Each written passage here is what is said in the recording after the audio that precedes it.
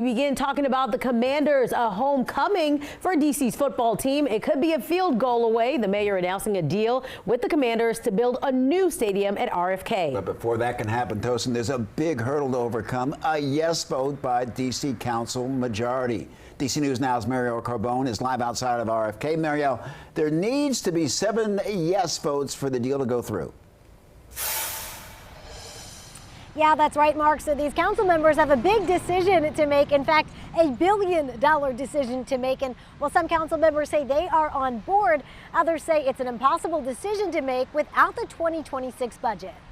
I'm excited. For Ward 7 council member Wendell Felder, the chance to bring the Commanders back to the old RFK Stadium site is a game changer. Now, Ward 7 is the only ward in the District of Columbia that does not have an anchor. He says the $3.7 billion deal, supported by at least $1 billion in taxpayer dollars, would jumpstart development across the entire ward. When you look at public dollars and what they have invested in other parts of the city, neighbors in Ward 7 deserve the same thing. The deal includes a 65,000-seat covered stadium, 8,000 parking spaces, housing, and more. But this is too much public funding. Ward 6 council member Charles Allen. There got to be massive changes to this deal. I also think we need to challenge the idea that we can only redevelop a neighborhood if a stadium is there. Still, there's an elephant in the room. It's virtually impossible for the council to consider the RFK legislation when we're in the middle of the budget. The 2026 budget. The mayor is now nearly 4 weeks late in delivering it to the council,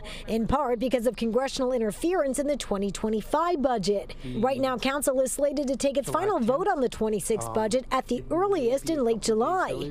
The deadline set for council to approve the RFK deal is July 15th. We have a limited amount of time, roughly 8 weeks, to consider a $20 billion budget. It's all consuming. So don't ask us to consider other legislation.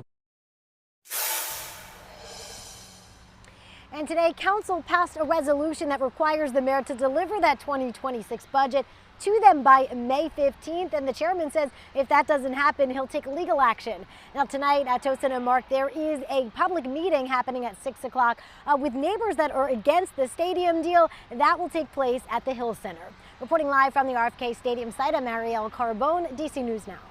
Marielle, thank you. You can find the latest on the Washington Commanders' return to the district on our website, dcnewsnow.com.